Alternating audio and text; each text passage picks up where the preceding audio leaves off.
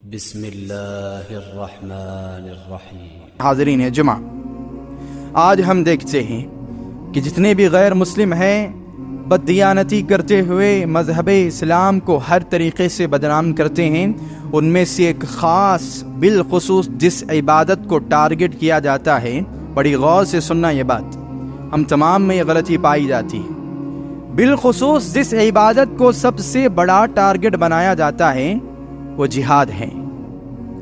جہاد کو دہشت گردی بتائی جاتی ہے، بدامنی بتایا جاتا ہے، بے رحمی بتایا جاتا ہے، انسانیت کا قتل بتایا جاتا ہے، لوگوں کے ساتھ ناانصافی زیادتی بتایا جاتا ہے، حالانکہ واللہ یہ مذہب اسلام میں جہاد کا معنی نہیں ہے۔ مذہب اسلام میں جہاد کا معنی کیا ہے؟ جب تک آپ یہ بات نہیں سمجھیں گے آپ دوسروں کی باتوں میں آ جائیں گے۔ پہلی بات تو یہ کہ ہم ایک ایسی قوم آج بن چکے ہیں جو اپنی زبان سے لفظ جہاد استعمال کرنے سے ڈرتے ہیں، اپنی زبان سے مذہب اسلام کی جو عبادت ہے جہاد، اس کو بولنے سے کتراتے ہیں، اس کے تعلق سے دوسرے خود مسلمان بدظن ہیں، خود مسلمانوں کو جہاد کا نام سن کر کراہت محسوس ہوتی ہے۔ یہ کفر ہے، کسی بھی اسلامی عبادت کو ناپسند کرنا کفر ہے۔ آپ کو جو محبت حج سے ہے، آپ کو جو محبت نماز سے ہے، روزے سے ہے، بالکل وہی محبت، بلکہ اس سے زیادہ محبت آپ کو لفظ جہاد اور عبادت جہاد سے ہونی چاہیے، کیونکہ یہ سب سے افضل عبادت قرار دی گئی ہے۔ اور آپ یہ بات جان لیجئے کہ جہاد کا معنی ڈیفنس ہے، دفاع کرنا ہے۔ جہاد کا معنی کسی پر ظلم کرنا نہیں ہے۔ مجھ پر کوئی ظلم کرنے آئے، میری اولاد کو کوئی قتل کرنا چاہے، میرا گھر بار کوئی لوٹنا چاہے، اپنے گھر بار کی حفاظت کرنا، اپنی جان کی حفاظت کرنا، اپنے ایمان کی حفاظت کرنے کا نام جہاد ہے۔ جہاد کا معنی ڈیفنس ہے، اپنے حقوق کے دفاع کرنے کا نام جہاد ہے۔ ظالم کا ہاتھ پکڑ کر ظلم ہونے سے روکنے کا نام جہاد ہے۔ کمزوروں اور مظلوموں کی مدد کرنے کا نام جہاد ہے۔ دنیا بھر کے لوگوں کو جہنم کے گڑھے میں گرنے سے بچانے کا نام جہاد ہے۔ اس نام سے آپ کبھی بدظن نہیں ہو سکتے، اس نام سے کبھی آپ شک میں مبتلا نہیں ہو سکتے۔ دنیا بھر کی غنڈہ گردی، دنیا بھر کا ظلم اور بدامنی کو ختم کرنے کا نام جہاد ہے۔ یہ اصل میں سکون ہے۔ جہاد کا اصل معنی امن ہے۔ جہاد کا اصل معنی لوگوں کے درمیان پھیلنے والی سلامتی ہے۔ اس سے آپ کبھی بدظن نہیں ہو سکتے، آپ کے اولاد کبھی برا نہیں سوچ سکتے۔ یہ عبادت ہے، اس سے ہمیں محبت ہونی چاہیے، اور محبت اس وقت ہوگی جب آپ اس کا واقعی معنی سمجھیں گے، اس کا واقعی مطلب سمجھیں گے۔ یہ کسی پر زیادتی کرنے کا حکم نہیں دیتا، کسی پر ظلم کرنے کا حکم نہیں دیتا۔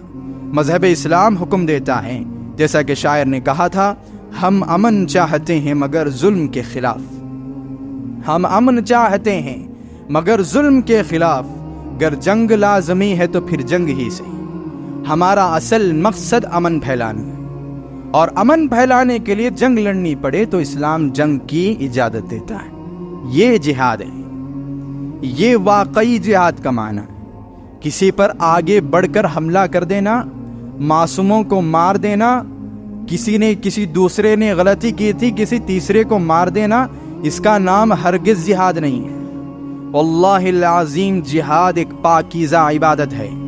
جہاد ایک ایسی عبادت ہے جس کو چنگیزیت کی طرح نہیں، اخلاقی اصولوں کے ساتھ اس پر عمل کیا جاتا ہے۔ پورے اخلاقی اصول آپ کو اس میں دیکھنے کو ملیں گے، اور مذہب اسلام سے ہٹ کر دنیا میں جتنی بھی قوموں نے جنگیں لڑی ہیں، سب نے ظلم دکھایا ہے سوائے مذہب اسلام۔ مذہب اسلام دنیا کا واحد ایسا مذہب ہے جس نے جنگ میں بھی جہاد میں بھی اخلاق سکھائے ہیں، اس کو جہاد کہا جاتا ہے۔ یہ جنگ جس کو ہم ایک عام لفظ سمجھتے ہیں، جہاد جنگ کا معنی بھی نہیں دے سکتے آپ اس کو، کیونکہ جنگ میں بھی ظلم کیا جاتا ہے، جہاد میں ظلم نہیں کیا جاتا، جہاد میں زیادتی نہیں کی جاتی۔ اس لیے علامہ اقبال نے کہا تھا، جلال پادشاہی ہو کہ جمہوری تماشا ہو، جدا ہو دین سیاست سے تو رہ جاتی ہے چنگیزی. اگر آپ جنگوں میں سے اسلام کو نکال دو آپ ضرور ظلم کریں گے. جب جنگ میں اسلام کا پورا خیال رکھا جائے گا اب آپ ظلم نہیں کریں گے, اب آپ پورے اخلاق کا خیال رکھیں گے.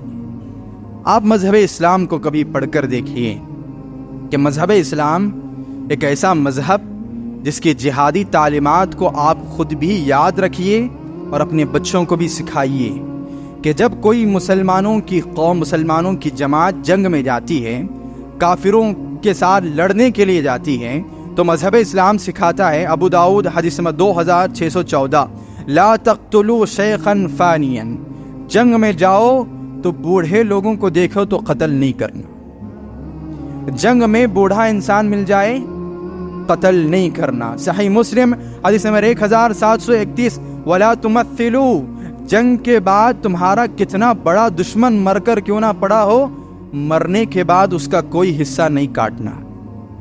کوئی انسان مر گیا پھر بھی آپ اس کی گردن کاٹ رہے ہیں, مذہب اسلام میں حرام ہے. اس کے کان کاٹ رہے ہیں, مذہب اسلام میں حرام ہے. اس کے بدن پر کچھ لکھ رہے ہیں کاٹ کر, مذہب اسلام میں حرام ہے.